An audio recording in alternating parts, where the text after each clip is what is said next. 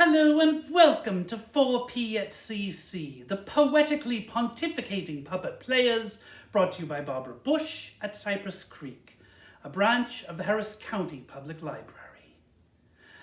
Now, April is National Poetry Month, but by the time you see this, April will be over. But that's okay, because you can continue to read poetry all year long. Today we are looking at When We Were Very Young, a book of poetry by A.A. Milne. What shall I call my dear little dormouse? His eyes are small, but his tail is enormous. Hey, no tail shaming. I sometimes call him Terrible John, 'cause his tail goes on and on and on. What's so terrible about a long tail? And I sometimes call him Terrible Jack, 'cause his tail goes on to the end of his back. That's how tails work. And I sometimes call him Terrible James, 'cause he says he likes me calling him names. I never once said that. But I think I shall call him Jim, 'cause I am so fond of him. But my name is Percival. I met a man as I went walking. We got talking, man and I. Where are you going to, man? I said to the man as he went by. Down to the village to get some bread. Will you come with me? No, not I. I met a horse as I went walking. Hi. Wait, you're a horse? Yeah, me horse. Nay. Okay. We got talking, horse and I. Where are you going to, horse, today? I said to the horse as I went by. Down to the village to get some hay. Will you come with me? No, not I. I met a woman as I was walking. We got talking, woman and I. Where are you going to, woman, so early? I said to the woman as she went by. Down to the village to get some barley. Will you come with me? No, not I. I met some rabbits as I went walking. We got talking, rabbits and I. Where are you going in your brown fur coats? I said to the rabbits as they went by. Down to the village to get some oats. Will you come with us? No, not I. I met a puppy as I went walking. We got talking, puppy and I. Where are you going this nice fine day? I said to the puppy as he went by. Up to the hills to roll and play.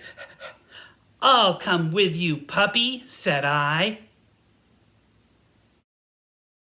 Okay, let's see how you're doing. This is my chance. Wait, has anybody seen my mouse? I opened his box for half a minute just to make sure he was really in it, and while I was looking, he jumped outside. I tried to stop him. I tried. I think he's somewhere about the house. Has anybody seen my mouse? Uncle John, have you seen my mouse? Just a small sort of mouse, a dear little brown one. He came from the country. He wasn't a town one, so he'll be all lonely in the London street. Why, what could he possibly find to eat? He must be somewhere. I'll ask Aunt Rose. Have you seen a mouse with a waffly nose? Oh, somewhere about. He's just got out. Hasn't anybody seen my mouse? Halfway down the stairs is a stair where I sit. There isn't any other stair quite like it. I'm not at the bottom, I'm not at the top, so this is the stair where I always stop. Halfway up the stairs isn't up and isn't down. It isn't in the nursery and it isn't in the town. And all sorts of funny thoughts run round inside my head. It isn't really anywhere. It's somewhere else instead. There are lions and roaring tigers and enormous camels and things. There are buffalo bisons, and a great big bear with wings. There's sort of a tiny potamus, and a tiny rhinoceros too. But I give buns to the elephant when I go to the zoo. Like buns. There are badgers and bidgers and bodgers and a superintendent's house. There are masses of goats and a polar and different kinds of mouse. And I think there's a sort of a something which is called a wullaboo. But I give buns to the elephant when I go down to the zoo. Yes, like hot cross buns, If you try to talk to a bison, he never quite understands.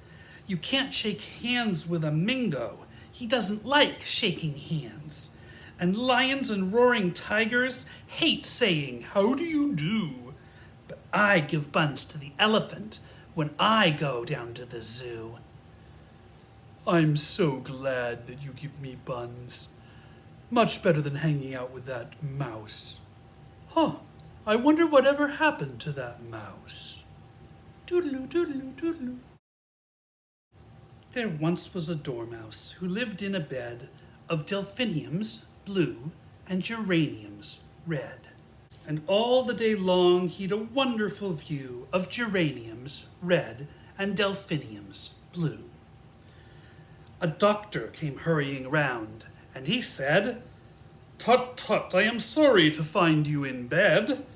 Just say 99 while I look at your chest. Don't you think that chrysanthemums answer the best?"